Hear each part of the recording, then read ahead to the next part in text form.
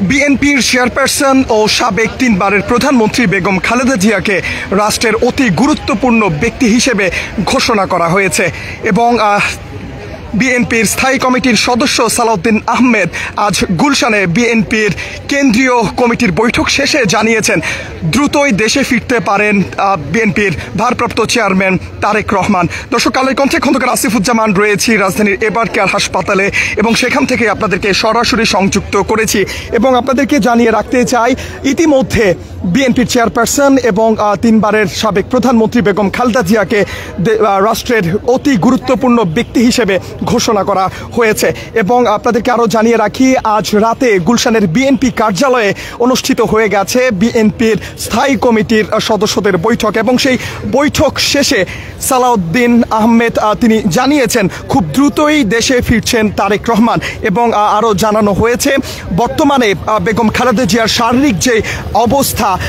তাতে করে বিএনপির ভারপ্রাপ্ত চেয়ারম্যান জনাব তারেক রহমান খুব শীঘ্রই দেশে ফিরছেন এমন তথ্যই তিনি জানিয়েছেন এবং আপনাদেরকে জানিয়ে রাখি আজ রাতে আইন মন্ত্রণালয় থেকে জানানো হয়েছে যে বিএনপির চেয়ারপারসন এবং বর্তমান বিএনপির চেয়ারপারসন বেগম খালেদা জিয়া তাকে রাষ্ট্রের অতি গুরুত্বপূর্ণ ব্যক্তি হিসেবে ঘোষণা করা হয়েছে এবং সেখানে প্রজ্ঞাপনও জারি করা হয়েছে। প্রজ্ঞাপনে বলা হয়েছে বেগম জিয়া সহ তার পরিবারের সদস্যরা এসএসএফ স্পেশাল সিকিউরিটি ফোর্সের নিরাপত্তা পাবেন এমন তথ্য কিন্তু জানানো হয়েছে এবং আমরা দেখতে পাচ্ছি বিএনপির উচ্চ পর্যায়ের নেতৃবৃন্দ বিএনপির যেই আজকের স্থায়ী কমিটির বৈঠক ছিল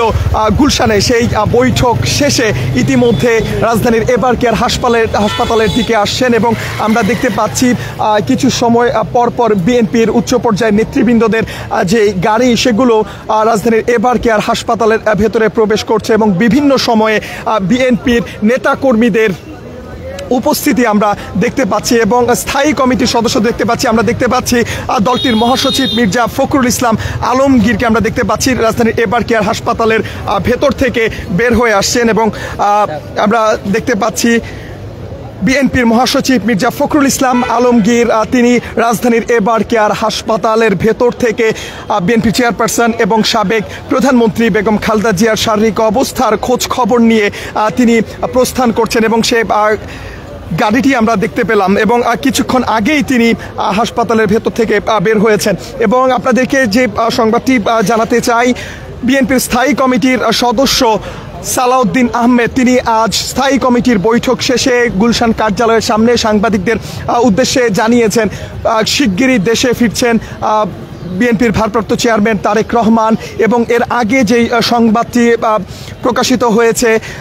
রাষ্ট্রের অতি গুরুত্বপূর্ণ ব্যক্তি হিসেবে ঘোষণা করা হয়েছে বিএনপির চেয়ারপারসন এবং সাবেক প্রধানমন্ত্রী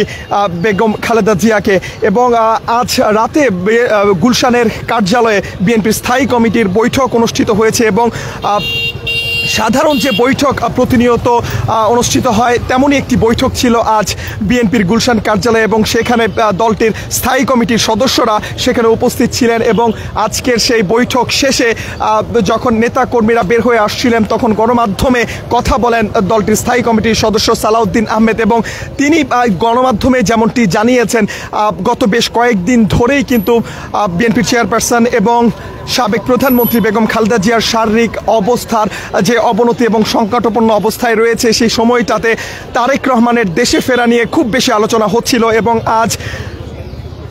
স্থায়ী কমিটির বৈঠক শেষে গণমাধ্যমে কথা বলার সময় বিএনপির স্থায়ী কমিটির সদস্য সালাউদ্দিন আহমেদ তিনি গণমাধ্যমে এটা পরিষ্কার করেছেন খুব শিগগিরই দেশে ফিরছেন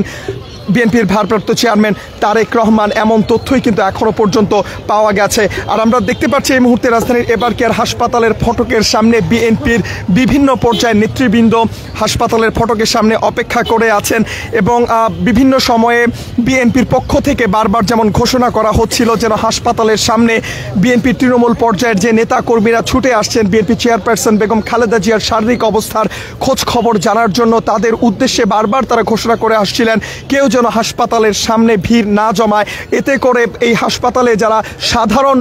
রোগী যারা রয়েছেন, যারা চিকিৎসা সেবার জন্য এখানে ছুটে আসছেন, তাদের চলাচলে যেন কোনো ধরনের বাধা সৃষ্টি না হয়, সেই লক্ষ্যে যে যার অবস্থানে থেকে যেন বিএনপি চেয়ারপারসন ও সাবেক প্রধানমন্ত্রী বেগম খালেদা জিয়ার জন্য দোয়া এবং প্রার্থনা করেন, সেই আহ্বান কিন্তু বারবার জানিয়ে আসা হচ্ছিল। তবুও যেমনটি দেখা যাচ্ছে, হাসপাতালের সামনে বিভিন্ন পর্যায়ের নেতাকর্মীরা এবং সাধারণ মানুষ তারা